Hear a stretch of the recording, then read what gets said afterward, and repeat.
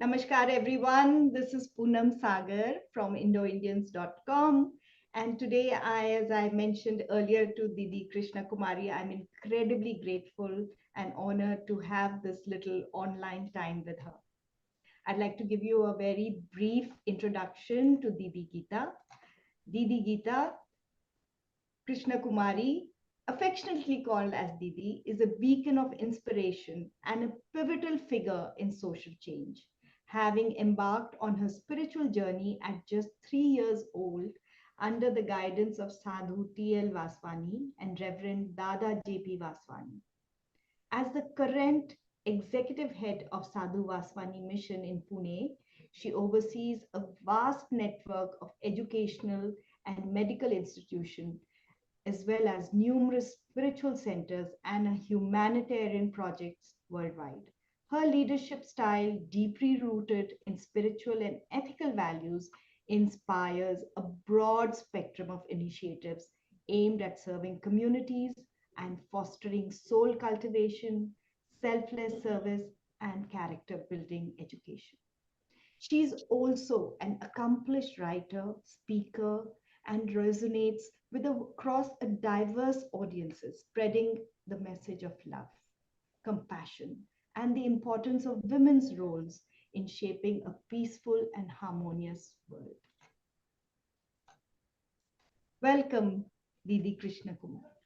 Thank you so much, dear Poonam. It's such a great joy, honor, a privilege to see you across the screen. Thank you so much. Though we are miles away, our hearts are connected. It's very true. And not only me, you are speaking to all the Indo-Indians, all the Indians in Indonesia, as well as many others who follow the Sadhu Vaswani mission. So welcome to Indonesia. This is a little preview of when you will be here in person. I'm going to be asking you a few questions because I was shared your profile and it brought up so many questions. And so there are just a few questions that I'd like to ask you. So, Didi, can you share with us the early influences in your life that led you on this spiritual path? And at the age of 3, what was it that brought you here? This question I myself can't answer. I think it is providential because just imagine a child at the age of 3. I used to accompany because my parents and grandparents were ardent devotees. They were very closely connected with Sadhu Vaswani. And it was so natural for us to go to the satsang every day with our parents. And one day, as usual, after the satsang, our parents would visit revered Sadhu Vaswani's kutia. And they would have an opportunity of speaking to him one is to one. And one day when I entered that room, I don't know what vibrations went inside me.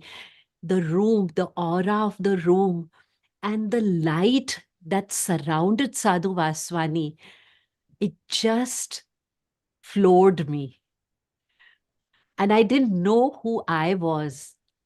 And when it was time to leave, I started crying. And my mother was so surprised. She couldn't believe that a child of 3 years old, she thought I wanted something. And she said, "What is it that you want?" And I said to her, "I don't want to leave this place." And she forced me. She said, "No, you have to come home with us." And I kept on crying. And when Sadhu Vaswani heard my cries and he inquired the reason, and when he was told that I didn't want to leave the room, he said to my mother, he placed his hand on my head and he said to my mother, "Let her be here." So Wow. I think this link between a guru and a disciple, there are so many relationships that are so deep, that are so profound. And maybe it's nothing to do with me. It's just their grace, it's just their calling. No, that's very humble of you to say so. And there's a very common saying which says that when the student is ready, the guru appears. And so Not it necessary. Sometimes to make the student ready, also the guru appears. If he wants to draw a particular person, maybe that person is not ready. But once he identifies, nothing is difficult because I know what I am and what their grace is. That's so true. The Sadhu Vaswani mission is very well known for its reverence for all life. How do you see this principle influencing the activities today? Today, wherever you turn, what do you hear? Global warming. We talk of saving the environment. We have reached at a stage where we are told within a few years we will not have enough water, enough soil to sustain us. But our master Sadhu Vaswani, he was a visionary. Over 1.5 century ago, he warned us that we need to have not only love for nature, but we need to have reverence for nature because nature sustains us. Today, man thinks he has conquered nature just by stepping on the moon. But can actually man survive on the moon? We claim to have conquered nature, but we are dependent for our survival on nature. And therefore, Sadhu Vaswani believed that we must have reverence for Mother Nature. Nature is our mother. She creates us, she sustains us, she protects us, she energizes us. And therefore, Sadhu Vaswani said that right from childhood, these sanskars should be put in the children. He said three types of sangha, three types of fellowship are necessary for children. And the very first is Prakriti Sangha, to be in fellowship with nature. There is so much that you can learn from nature. Just being in nature, it fills you with peace, with calm. It relaxes you. Today we are just rushing, rushing, rushing, rushing, and we don't know what we want. We are just going. Yeah. In fact, Didi, this is also, I think this is a continuation of the Meatless Day and about very, very current to be in sync with nature, in looking up, being like a custodian to the planet that we are living in. Oh, but can you tell us a little bit more about, the International Meatless Day and how this initiative can impact global awareness around vegetarianism and non-violence? Animals, in their natural habitat, they sustain this earth. And if we want this earth to be a place where we can continue to live for centuries and centuries to come, it is our duty to protect animals. Animals also have the same life as we have, and we should not kill them, firstly, from humanitarian reasons, secondly, from aesthetic reasons, thirdly, from health reasons, and most importantly, the same divine spark that is in us is in everyone, in every atom. And we should not forget this inviolable law of life that what goes out of us comes back to us.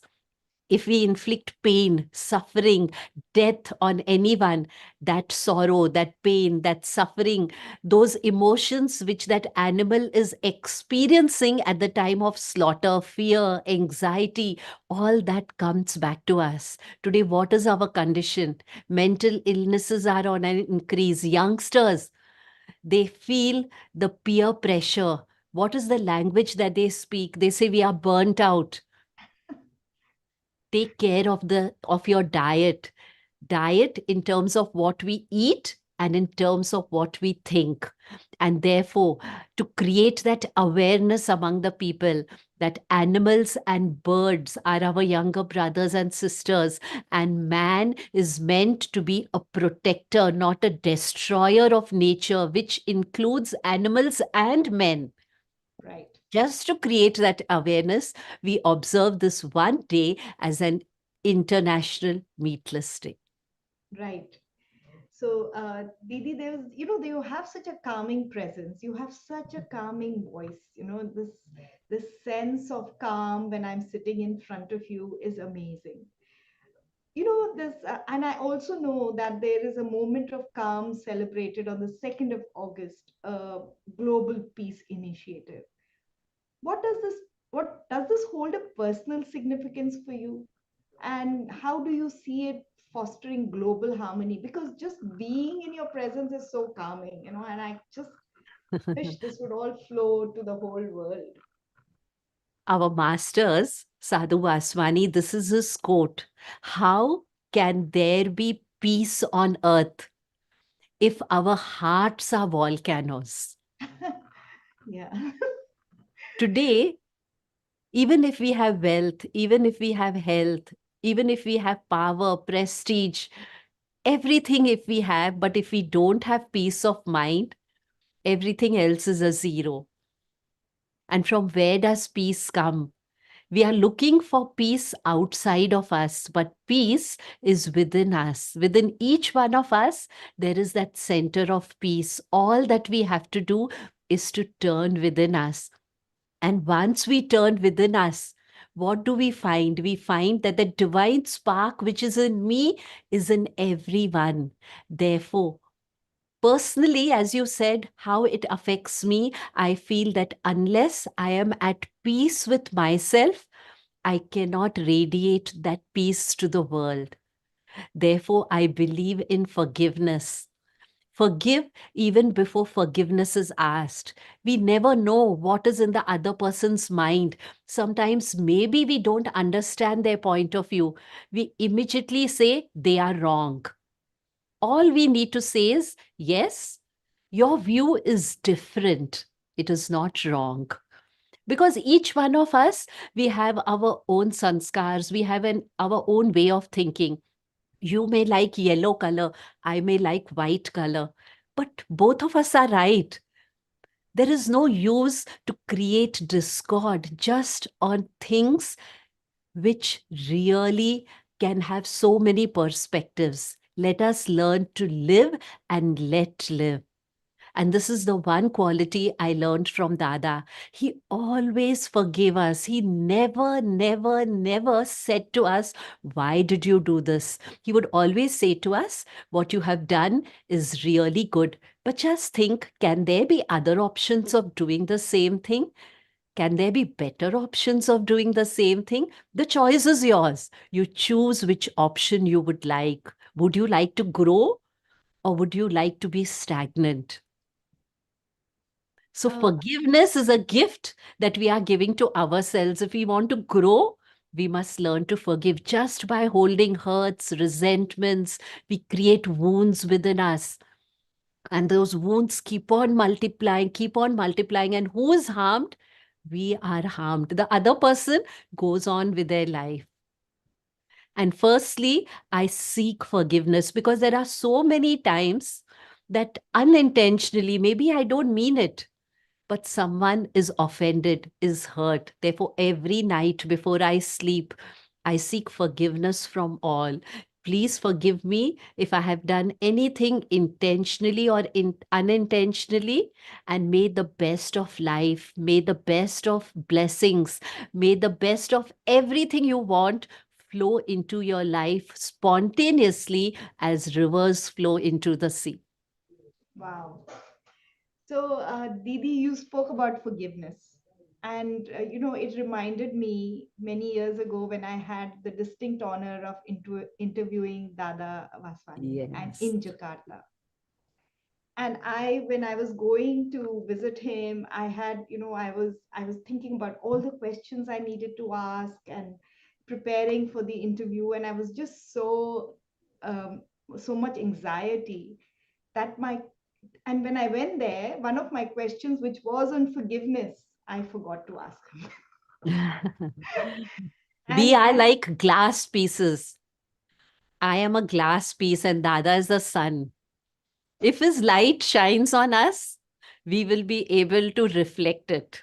We yeah. are just ordinary reflectors.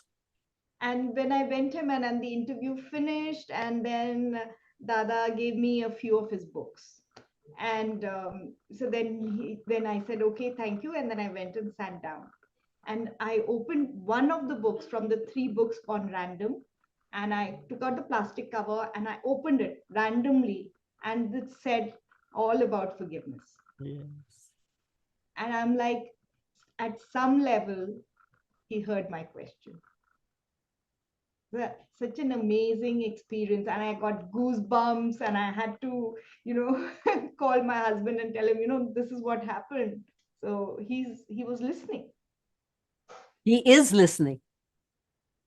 True. Thank you for the correction. Yes, he is No, listening. no. So, Didi, you are looking at, so you're now overseeing numerous educational institutions, medical institutions, and the vast network of the Sadhu Vaswani Mission. How would you describe your leadership style? As I just said to you, we work, all of us in these institutions work in that spirit that we are just operators. Now, the mic is kept in front of me. We are just the microphone. But if that connection is not there, this microphone is useless. So we are just instruments. They are the operators. But yes, having the privilege of being in close proximity with our beloved Dada, I learned so many lessons. Not learned, I'm trying to learn still, but he just, as you said, being in his presence taught us so much. His every action, his every word, it was so profound. His humility, how he handled every situation, his resilience, his intuitive understanding, and how he doused a situation with his sense of humor, which is so, so, so important. And positive attitude. That is another aspect which Dada had. He was never pessimistic about everything, how many ever errors we committed. He always saw a positive thing about it, and his sense of appreciation. He was full of appreciation. He never found faults with us. Never, never, never. All these are the ideals we place before ourselves. And we try to move in that direction. Of course, we falter, we fail, but He is there to lift us up always. Wow. I think these are all very important things that each of us can learn. Being accepting, finding joy and humor in every situation, being positive, and definitely appreciating the people around us who are doing the work. So I think these are all very valuable leadership lessons that you have showed us with such grace, Didi. And I noticed from your profile that you have a very impressive educational background. You have a double master's degree in taxation and company law. How has your academic journey influenced your role in the mission? To be honest, beloved Dada, he forced me to acquire as much education as I could. And since my aptitude was towards company law and taxation, I was a person of figures and finance. So I just opted for those subjects. And to be honest, as I said, knowledge, it just sharpens your intellect. Sometimes it makes you more proud. But what I have actually learned and imbibed, I have learned being in their presence. That Right. is what has actually shaped and molded me. Of course, education gives you a rational thinking. That is true. But being with them gives you an integrated thinking.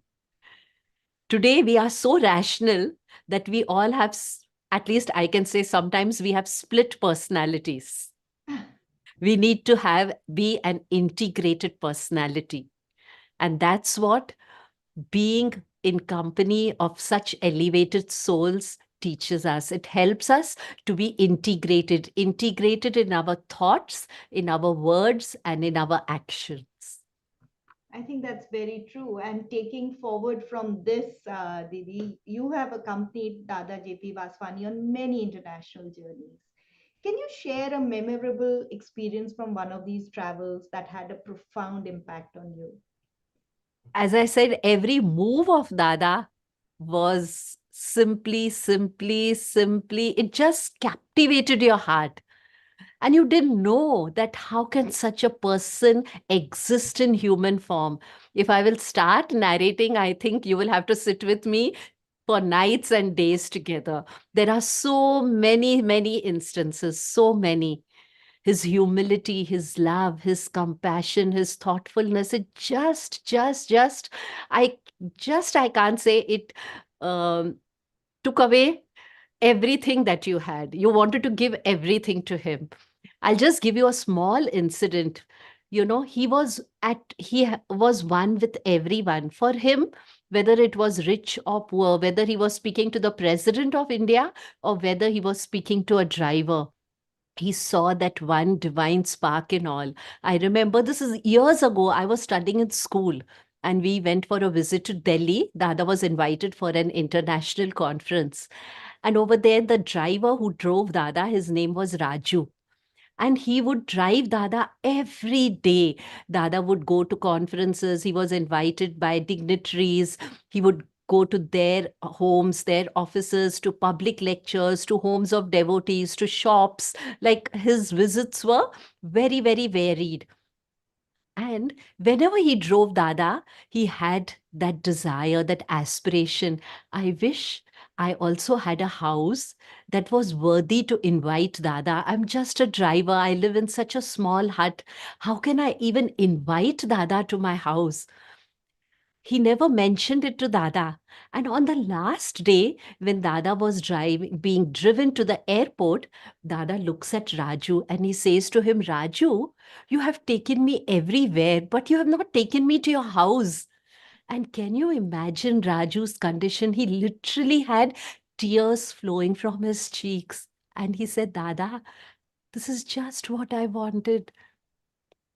And you are asking me this question. How could I have asked you to come to my house? I'm such a poor person. And Dada said, no, before I leave, I want to visit your house. And Dada goes to his house. Whatever goodies Dada was given, he gives everything to this driver. They had done no preparation. The wife, the children, they couldn't believe that such a great personality had come to visit them. And Dada offered prayers. And then, when Raju left Dada to the airport, what were Dada's words to Raju? Today, I didn't go to Raju Mahal, but I felt I went to Raju Bhavan, which is higher than Raj Bhavan. Just see his So humility. like Dada. I mean, I can just see the similarity between uh, Raju, the driver, and myself. Um, So each act of Dada, it really touched you. Just, I'm saying, no, his thought, just being with him, your thoughts would change, your entire feelings, your emotions, they would completely take a new turn. You were a new person. So beautiful. Didi, speaking about Raj Bhavan, your meeting with Sri Narendra Modi ji highlighted the mission's work. Could you share a few insights from this meeting and the PM's views on the mission's contributions? I think our Honorable Prime Minister, Shri Modi ji, is one of the most humble prime ministers I have seen. He is totally capable. He knows, he has a vision. Not only does he have a vision, but he puts such policies into practice, into operation, that every day he's drawing closer to that vision. And his vision, which was our master's vision, that the day is not far when India will be regarded as a leader of the nations, as a builder of civilizations. That is the purpose of India. Technological progress, yes. Scientific progress, yes. Financial progress, yes. Economic growth, yes. But most importantly, the growth of our soul. And India is going to be a leader of the nations. And this is his dream. to make India a Vishwa Guru.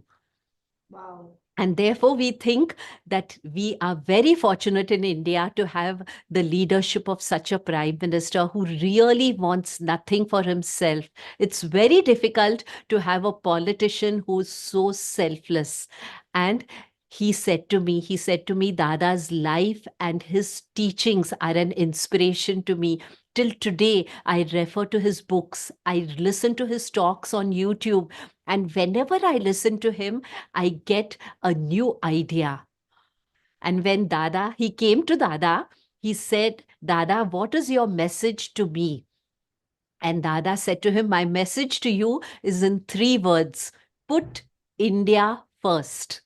Wow. Put India first. And I'm sure I can honestly say he's really trying to do that. Put India first. No personal interest of any community, of any religion, of any sect, but put India first. And he said to me, Dada's teachings are so relevant. They can take us to a new era. They can take us from Kali Yuga to Satyug.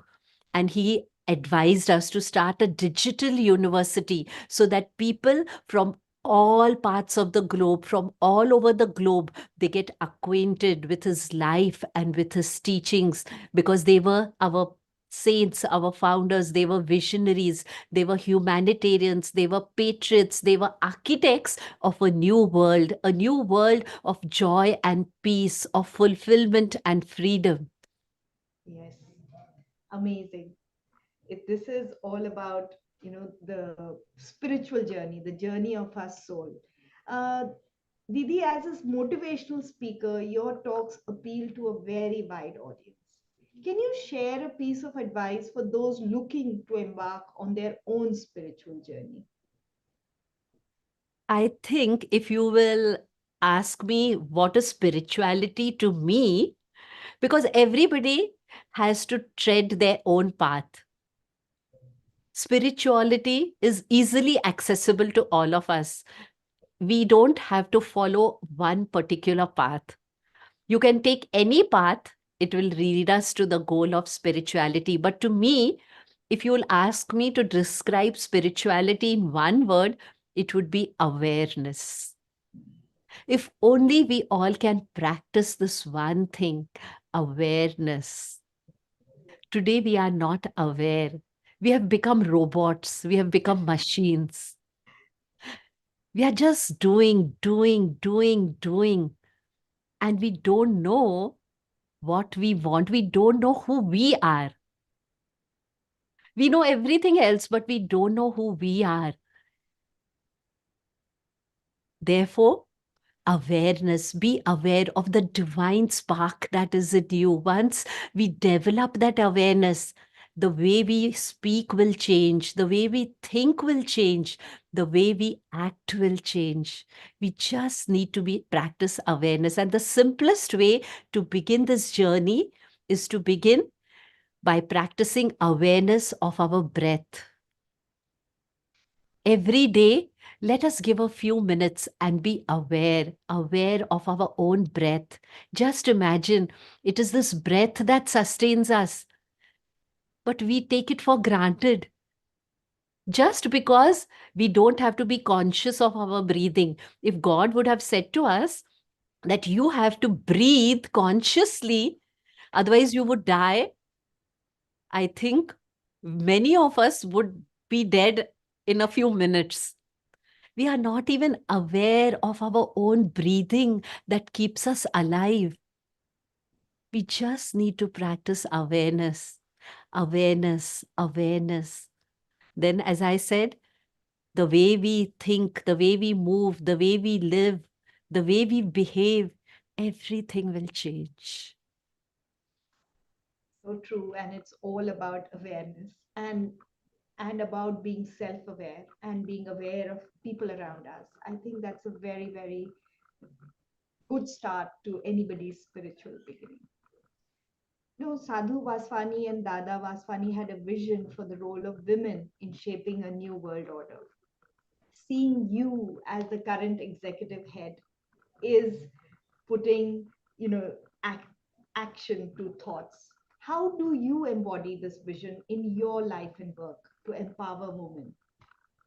I think our masters, they believed that the woman's soul, not woman. There are so many men who have woman's soul, and there are so many women who have a man's soul. The woman's soul will lead us upward on. Why? Because women, they are in these, so many qualities are inborn in them, right?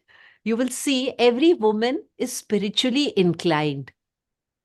Spirituality doesn't have to be forced on them. The spirit of resilience, the spirit of sacrifice, the spirit of compassion, it comes so naturally in women. And if you educate a woman, you're educating a family.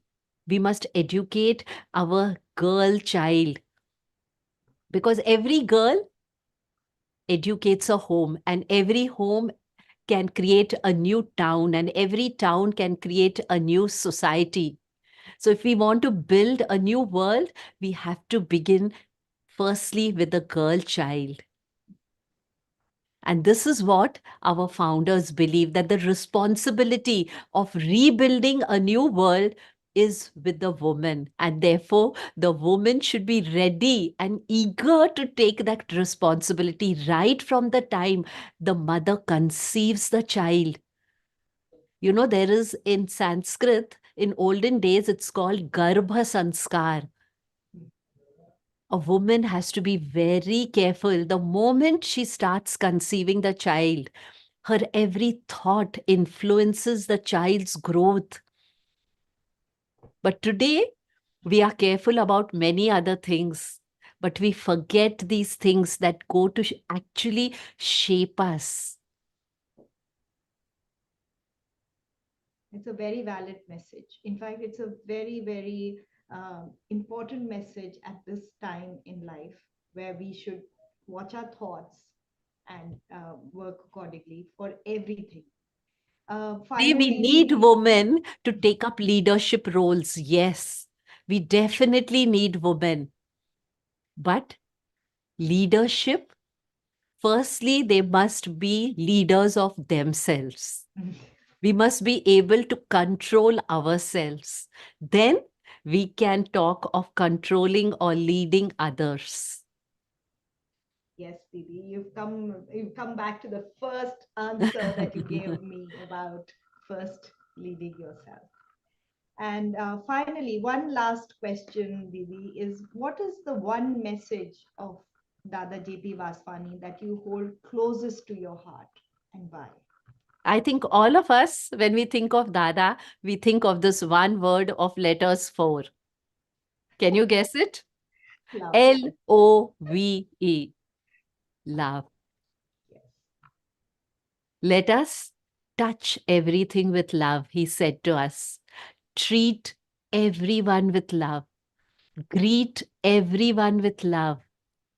Face every obstacle, every opportunity with love. And then we will lead meaningful, useful, purposeful lives, lives that are fulfilling, lives that will not only benefit us, but we will become a source of inspiration to so many. Yes, indeed. Thank you so much, Didi, for your time. And I am eagerly awaiting your physical presence in It's Jakarta. going to be my pleasure, my privilege to come and meet you and to learn more from you. You're such a inspiring personality, and I'm looking forward to learning from you. Thank you so much. Thank you, Didi, and Tara I hope Shah. to see you very soon. Namaskar.